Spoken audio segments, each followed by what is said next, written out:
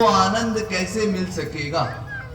यही बात जानने के लिए हम सभी ने वेदों शास्त्रों का वर्ण किया। तो वेदाधिकों ने बताया कि उस ईश्वर को जानकर ही कोई जीव आनंदमय हो सकता।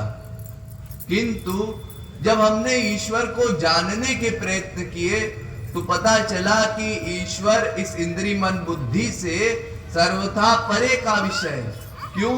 क्योंकि वो ईश्वर प्रेरक है, इंद्रिय मन बुद्धि प्रेर्य है। वह ईश्वर धारक है, इंद्रिय मन बुद्धि धार्यवान है। वह प्रकाशक है, इंद्रिय मन बुद्धि प्रकाशित है। वह ईश्वर ज्ञाता है, इंद्रिय मन बुद्धि ज्ञेय है। वो ईश्वर सर्वज्ञ है, जीव अल्पज्ञ है। साथ ही ईश्वर में दो विरोधी बातें पाई जाती है, जैसे कि वो ईश्वर साकार भी है, वो ईश्वर निराकार भी है, वो ईश्वर एक भी है, वो ईश्वर अनेक भी है, वो आदि भी है, अनादि भी है, सबके भीतर भी रहता है, सबके कर्मों को नोट करता है, सर्वव्यापक भी है और इससे अलग अपने लोक में भी रहता है। वो भगवान कर्ता भी है, अकर्ता भी है, सृष्टि करता भी है, न्याय करता भी है और कृपा करता भी है। ऐसे अनेक विरोधी धर्मों का अधिष्ठान होने के कारण वो भगवान इस जीव की इंद्रिय मन बुद्धि से सर्वथा परे का विषय। फिर भगवान को कैसे जाना जाएगा? जब इस पर पुनः विचार किया गया तो पता चला कि भगवान को भगवान की कृपा द्वारा ही जाना जा सकता है और भगवत कृपा तभी होगी जब कोई जीव भगवान की शरण में जाए। लेकिन ये शरण में जाना तब संभव है जब भगवान हमसे मिले, जब भगवान हमसे कोई संपर्क रखे। लेकिन भगवान का ये नियम है कि जब तुम निर्मल हो जाओगे, जब तुम्हारा अंतःकरण मेरे रहने लायक हो जाएगा, तभी मैं तुमसे मिलूंगा। तो इस समय हमारी सहायता कौन करेगा? जब हमारा मन संसारी विषयों में आसक्त है तो हमारा मन कौन संसार से निकाल करके भगवान में लगाएगा? जब आप इस पर विचार करेंगे तो आपको ये पता चलेगा कि हमको सबसे पहले एक तत्वज्ञ महापुरुष की आवश्यकता है, जो कि हमें शास्त्रों द्वारा ये बता सके कि हमें क्यों भगवान की भक्ति करनी है और हमारे रोम रोम में ये विश्वास भर दे कि संसार नश्वर है और श्री कृष्ण ही हमारे हैं। जब ये विश्वास अंतःकरण में पक्का हो जाएगा तभी कोई जीव साधना कर पाएगा। इसलिए सबसे पहले तो आपको ये समझाया गया कि महापुरुष किसे कहते हैं। दो शब्द आपके सामने रखे गए, श्रोत्रिय एवं ब्रह्मनिष्ठ, माने जो व्यक्ति शास्त्र वेदों का थ्योरिकल ज्ञान भी रखे और भगवान का प्रैक्टिकल अनुभव भी उसको हो, दिव्यानंद को प्राप्त कर चुका हो, भगवत प्रेम प्राप्त रसिक हो।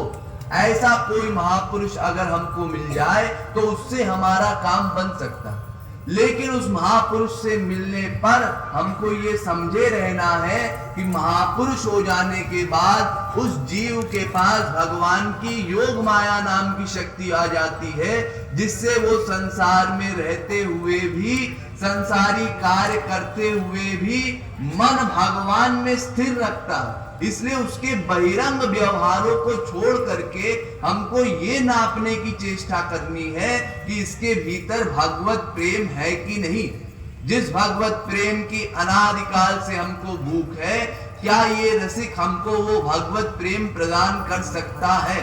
इसी विषय पे कल आपको कुछ बातें बताई गई थी कि किस तरह से आप ये पहचान सकते हैं कि कौन व्यक्ति महापुरुष है, कौन व्यक्ति महापुरुष नहीं है।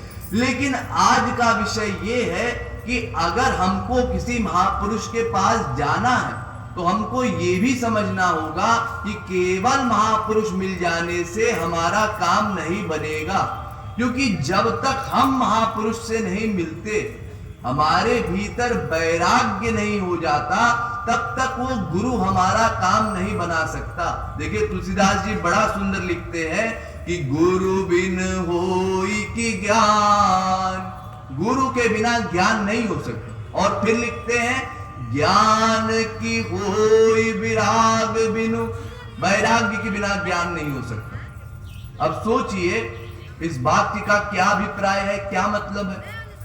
इस वाक्य के अलावा तुलसीदास जी ने जितने कार्य बताए हैं रामायण में, उन सब का एक ही कारण बताया। जैसे क्रोध किसी को क्यों आता है? क्रोध की द्वैत बुद्धि, विनुद्वैत बुद्धि के कारण। इसी तरह से एक कार्य का एक कारण बताया हर जगह। लेकिन ज्ञान प्राप्ति में तुलसीदास जी ने दो कारण बताए। ऐसा क्यों किया उन्होंने? अब जो तार्किक दृष्टि वाले लोग हैं वो कहेंगे हो सकता है तुलसीदास जी लिख रहे हो कि गुरु के बिना ज्ञान नहीं हो सकता, और उनके मन में आया हो अरे तो कुछ गलत लिख दिया, इसलिए फिर आगे लिख दिया वैराग्य के बिना ज्ञान नहीं हो सकता। कुछ ऐसा है क्या? नहीं जी, ऐसा नहीं है।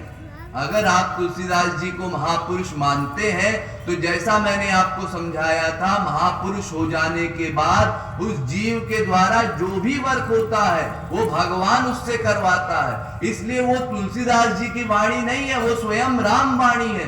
तो अब जब राम वाणी है तो उसमें किसी गलती की गुंजाइश नहीं हो सकती। अगर आप रामायण के एक वाक्य को सही मानते हैं तो दूसरे वाक्य को भी सही मानना पड़ेगा। आप ऐसा नहीं कह सकते कि रामायण की ये वाली बात सही है और ये वाली बात गलत है। अस्तु यहाँ पर समझने वाली बात यह है कि दोनों ही चीजों की आवश्यकता है। गुरु की भी उतनी आवश्यकता है और वैराग्य की भी उतनी आवश्यकता है। दोनों चीजें चाहिए।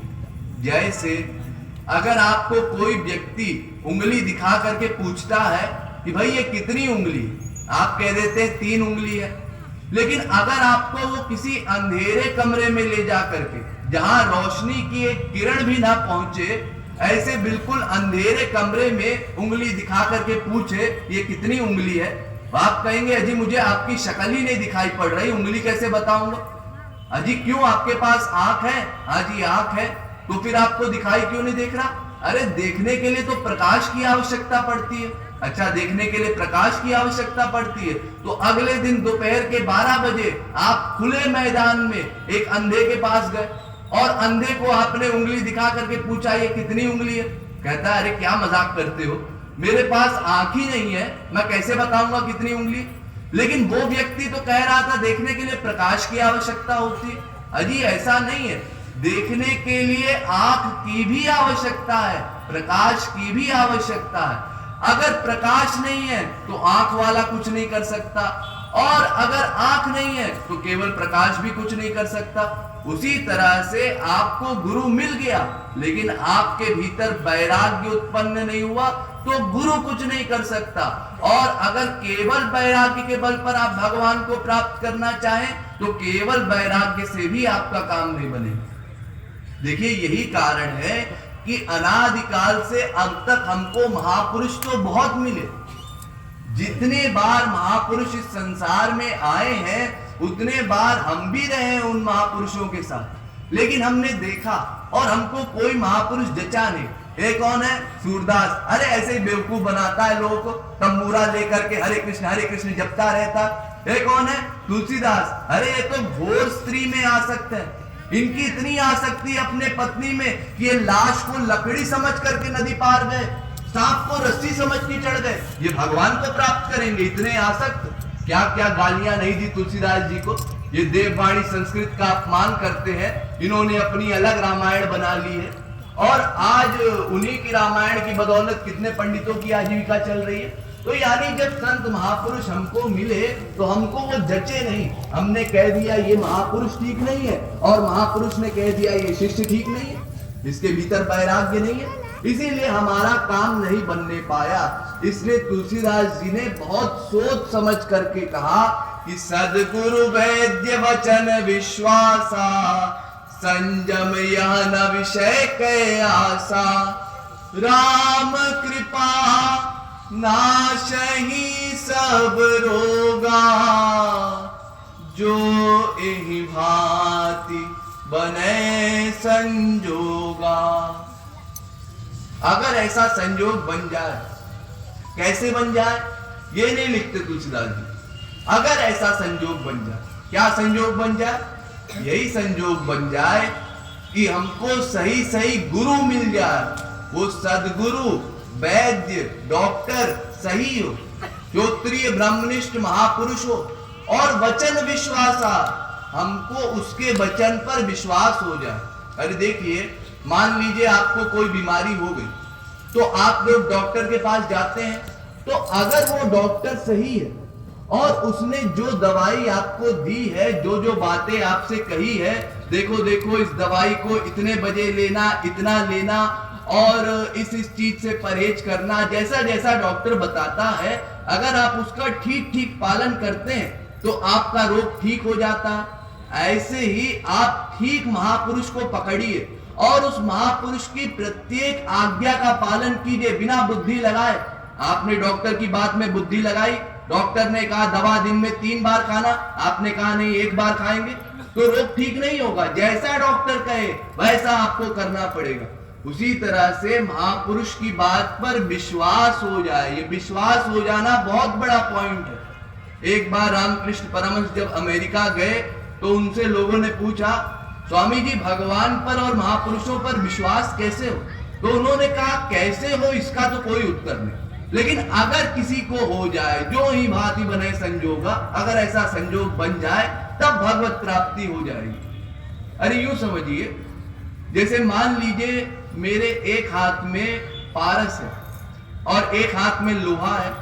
अब अगर लोहे को, पारस को लोहे में छुआ दिया जाए तो वो लोहा सोना हो जाएगा, लेकिन अगर इन दोनों को लकड़ी की डिब्बी में डाल दिया जाए और अब डिब्बियां छुआई जाए तो क्या वो लोहा सोना बनेगा? ऐसे नहीं बनेगा जी। क्यों नहीं बनेगा? क्योंकि ये डिब्बी के अंदर है ना, लोहे को बाहर निकालो। अच्छा, लोहे को बाहर निकाला, अब पारस जिस डिब्बी में है उस डिब्बी से छुआया, अब काम बनेगा? नहीं जी, ये पारस जो है इसको भी डिब्बी से बाहर निकालो। हाँ, इसको भी बाहर निकाला, लोहा और पारस दोनों आमने सामने, लेकिन अभी दोनों का टच नहीं हुआ। जब तक प्योर लोहे का प्योर पारस में टच नहीं हो जाता तब तक वो लोहा सोना नहीं बनेगा। उसी तरह से जब तक किसी जिज्ञासु शिष्य का किसी वास्तविक महापुरुष से टच नहीं हो जाता तब तक भगवत ज्ञान नहीं हो सकता। और ये टच फिजिकल नहीं होगा, ये भी आप लोग नोट कर लीजिए। आप जो भी वर्क करेंगे उस वर्क का कर्ता वास्तव में मन ही होता है, मन भी नहीं। हमारे शास्त्र कहते हैं मन एव मनुष्यानाम कारणम बंध मोक्षयो। त्रिपुरातापनियोपनिषद के 5वें अध्याय का 3रा मंत्र, ब्रह्म बिंदु उपनिषद का 2रा मंत्र और अहिर्बुद्धनि संहिता में भी ये मंत्र आया है। तमाम जगह ये मंत्र है कि मन ही बंधन और मोक्ष का कारण है। वेदव्यास जी भी लिखते हैं कि चेता खलवस्य बंधाय मुक्तये चात्मनो मतम गुणेषु सक्तम बंधाय रतम वा पुंसि मुक्तये। भागवत के 3रे स्कंद के 25वें अध्याय का 15वां श्लोक। वेदव्यास जी कहते हैं मन को महापुरुष में टच करवाना है। टच करवाने का मतलब क्या? ये कोई ऐसी चीज है कि रुमाल है निकाल करके टच करवा दिया? ये कोई ऐसी चीज नहीं है। टच करवाने का मतलब उस पर विश्वास हो जाना। बस यही हम लोग नहीं कर पाते। लेक्चर तो हम लोग खूब सुनते हैं, अभी 4 दिन से लेक्चर चल रहा है, आप लोग सुन रहे हैं, कई लोग कह रहे हैं बहुत अच्छा लग रहा है, बहुत सी बातें समझ में आ रही हैं। लेकिन बात ऐसी है कि जो मैं आपको साधना करने के लिए कहता हूं, कीर्तन में आने के लिए कहता हूं, उसमें लापरवाही आप लोग क्यों करते हैं? अगर आप सब विषय ठीक ठीक समझ गए हैं और आप कह भी रहे हैं कि नहीं प्रवचन अच्छा लग रहा है, समझ में आ रहा है, तो समझ में आने का मतलब तो ये होता है कि आज से हम भक्ति शुरू कर देंगे, संसार से समय जरा कम करेंगे। लेकिन ऐसा हम लोग नहीं कर पाते। हम लोग कहते हैं प्रवचन तो बहुत अच्छा था, लेकिन ऐसा है कि हम कोई सन्यासी थोड़ी ना, हम तो गृहस्थ हैं, हम संसार में रहते हैं, तो हमारे लिए कीर्तन भजन करना आवश्यक नहीं है, ये तो साधु सन्यासी लोग किया करें। ऐसा बहाना हम लोग लगा देते हैं। इसी कारण से जितनी मेहनत मेरी है बोलने की, जितनी मेहनत आपकी है सुनने की, सब 0/100 हो जाती है। ये जितना विषय आप लोग सुनते हैं ये 2-4 दिन याद रहता है, उसके बाद सब गायब हो जाता है। क्यों? क्योंकि संसार में रहने के कारण आप इसका रिवीजन नहीं कर पाते ना। तो रिवीजन ना होने के कारण ये सब बातें सुनी, अच्छी लगी, फिर भूल गई, फिर उसके बाद वैसे ही संसार में वर्क करने लगे।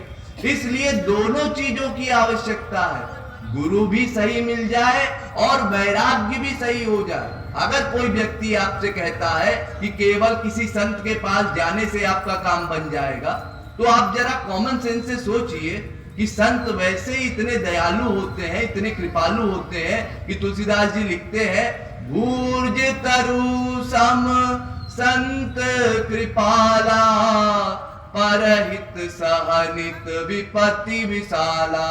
वो दूसरे के उपकार के लिए अपने आप को कष्ट देते हैं, दूसरे का कल्याण करने के लिए स्वयं दुख भोगा करते हैं। ऐसा संत का स्वभाव होता है। सहज स्वभाव न मन कुटिलाई, संत हृदय नवनीत समाना। बिल्कुल कोमल हृदय होता है, यहां तक कि पहले उसकी उपमा की नवनीत यानी मक्खन से, फिर उसके बाद कहा नहीं मक्खन भी फेल है संत के आगे, क्योंकि निज परिताप द्रवई नवनीता, पर सुख द्रवई संत सुपुनीता। वो दूसरे को सुखी करने के लिए स्वयं कष्ट लेता है, दूसरे के ताप से वो पिघल जाता है, और मक्खन तो स्वयं के ताप से पिघलता है। अस्तु सोचिए, जब संतों को इतना दयालु कहा जाता है, फिर संत जब हमसे मिलते हैं तो हमारा क्यों नहीं कल्याण कर देते? वो हमको क्यों नहीं माला माल कर देते? वो प्रेमानंद तुरंत प्रदान कर दे, दिव्यानंद प्रदान कर दे। ऐसा नहीं कर पाते, क्यों? क्योंकि हम लोग अधिकारी नहीं है ना। लेकिन हम लोग ये बातें नहीं सोचते, और हम तो सोचते हैं हम तो उसी को गुरु बनाएंगे जो कि रामकृष्ण परमहंस की तरह हमारे सर पर हाथ रख दे और हमको दिव्यानंद का अनुभव हो जाए। आप लोगों ने शायद आख्यान सुना हो, रामकृष्ण परमहंस का एक आख्यान है कि रामकृष्ण परमहंस ने जब अपने शिष्य विवेकानंद के सर पर हाथ रखा तो उनको परमानंद की प्राप्ति हो गई। लेकिन इसके बाद आप लोग जानते हैं क्या हुआ? जब विवेकानंद को परमानंद का अनुभव हुआ तो उस आनंद के मद में विभोर होकर के प्रेम विवेकानंद पूरी जगह ढिंडोरा पीटा, पूरे गांव भर में उन्होंने हल्ला मचा दिया। हाँ, हमारे गुरु ने हमारे सर पर हाथ रखा और हमको स्पिरिचुअल हैप्पीनेस मिल गई। अब सारे गांव वालों ने सुना, अच्छा ऐसी बात है, तो अगले दिन सबने घर के बाहर लाइन लगा ली रामकृष्ण परमहंस के, और सबने कहा महात्मा जी जरा हमारे सर पे भी हाथ रखिए, हम भी जरा देखना चाहते हैं वो भगवान की एरिया वाला आनंद कैसा होता है। आप लोग तो तमाम उसकी बड़ाइयां बोलते हैं, तो जरा हम भी अनुभव करके देखें। तो रामकृष्ण परमहंस मुस्कुराने लगे। उन्होंने सोचा विवेकानंद अधिकारी था, इसलिए मेरे स्पर्श से उसको परमानंद मिल गया, लेकिन ये सब तो अधिकारी है नहीं। अब अगर इनको ये कह दिया जाए कि तुम अधिकारी नहीं हो और विवेकानंद अधिकारी है, तो आप लोग लड़ पड़ेंगे। अरे हम 20 साल से कीर्तन कर रहे हैं भगवान का, ऐसे कैसे अधिकारी नहीं है? आप कहते हैं अधिकारी नहीं है। वो नया छोकरा विवेकानंद, उसको परमानंद प्राप्त हो गया, वो अधिकारी हो गया, और हम यहाँ 30 साल से संकीर्तन कर रहे हैं, भगवान के आगे सर पटक रहे हैं, और आप कहते हैं अधिकारी नहीं है। अजी ये तो भीतर की भावना पर डिपेंड करता है ना। बाहर का परिश्रम भगवान नहीं देखते, भीतर की भावना कितनी बढ़िया बनी है आपकी भगवान का कीर्तन करते समय या भगवान का ध्यान करते समय, ये भगवान नोट करते हैं। बाहर की हरकतों को भगवान नोट नहीं करते। अस्तु अगर कोई भगवान ऐसा कर सकता, कोई महापुरुष ऐसा कर सकता, तो इतनी मेहनत संत महापुरुष यहाँ आकर के क्यों करते? सोचिए, तमाम भगवान के संत आते हैं हमारी दुनिया में, हमारे बीच रह करके कितने कष्ट झेलते हैं, हमारी गालियां भी सुनते हैं, हमको समझाते भी हैं, अपना पूरा जीवन हमारे लिए न्यौछावर करते हैं, हमारे लिए ग्रंथ भी लिखते हैं। इतनी मेहनत करने की क्या जरूरत थी? भगवान के लिए हम लोग वेदों में पढ़ते हैं कि संकल्पा देवस्य पित्रा समुत्तिष्ठति, भगवान जो संकल्प करता है वो हो जाता है। तो क्या भगवान ऐसा संकल्प नहीं कर सकता कि जितने मायाधीन जीव हैं सबको परमानंद प्राप्त हो जाए, सबकी माया निवृत्ति हो जाए? बस इतना संकल्प करना है भगवान को, अधिक कोई काम नहीं करना। लेकिन नहीं कर सकता, क्योंकि जब तक हम स्वयं साधना नहीं करते, जब तक हम स्वयं अंतःकरण शुद्ध नहीं करते, तब तक भगवान और गुरु कुछ भी नहीं कर सकते। वो केवल समझा सकते हैं, केवल बता सकते हैं कि तुम्हारे लिए ये सही है, करना ना करना आपके ऊपर है। और सैकड़ों बार महापुरुषों ने और भगवान ने भी वेदों में ये बात कही है, अपने ग्रंथों में ये बात कही है कि आप सबको भगवान की भक्ति करनी चाहिए। लेकिन हम लोग वो बातें सुनते हैं, पढ़ते हैं, मुंडी हिलाते हैं, लेकिन उसमें समय नहीं दे पाते। अस्तु दोनों का इंपॉर्टेंस बताया गया। गुरु बिन होई की ज्ञान, ज्ञान की होई विराग बिन। अरे गधे की अकल से समझिए, इस समय